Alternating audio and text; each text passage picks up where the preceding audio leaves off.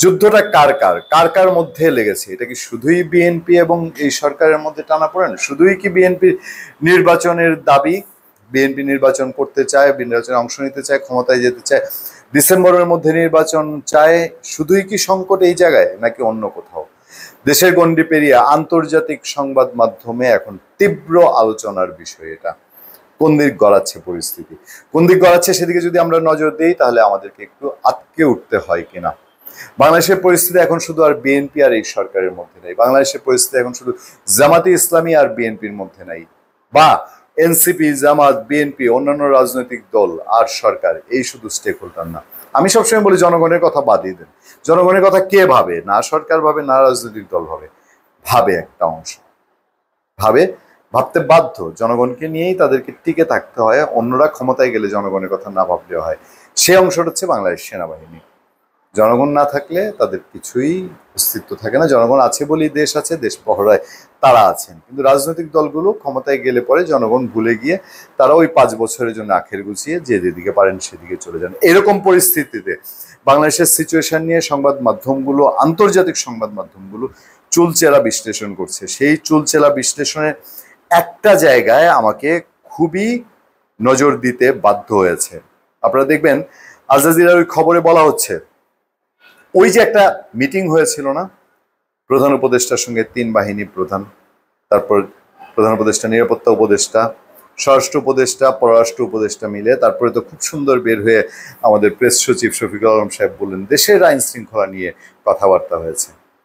সেই মিটিং এর সূত্র ধরে বলা হচ্ছে 20 মের বৈঠক হয়েছে এমন একটি সময়ে যখন ঢাকার আল জাজিরা বলছে, এটা রিপাবলিশ করেছে প্রথম আলো, 20 মের বৈঠক হয়েছে এমন একটি সময়ে যখন ঢাকায় ক্ষমতার দ্বন্দ্ব তীব্রতর হচ্ছে বলে সরকারের ভেতরের কর্মকাণ্ড সম্পর্কে অবহিত একাধিক কর্মকর্তা আল জাজিরার কাছে বর্ণনা করেছেন।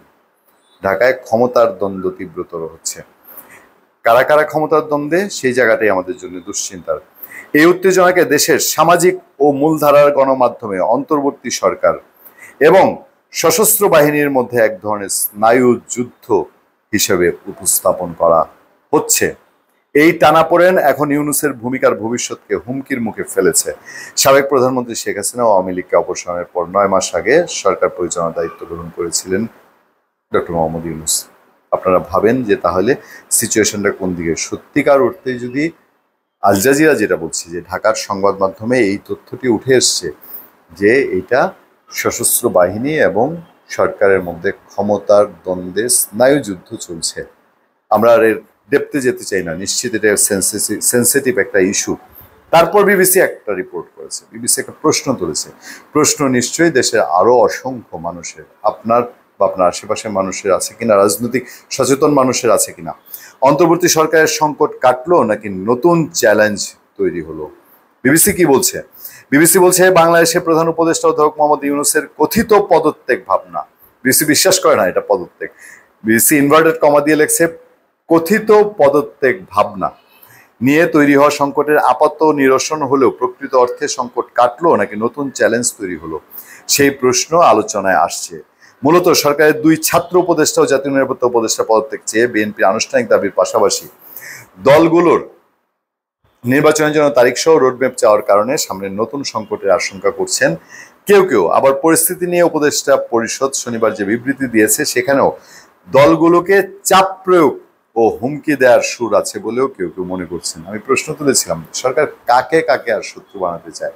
সরকার সব রাজনৈতিক দলকে, সশস্ত্র বাহিনীকে?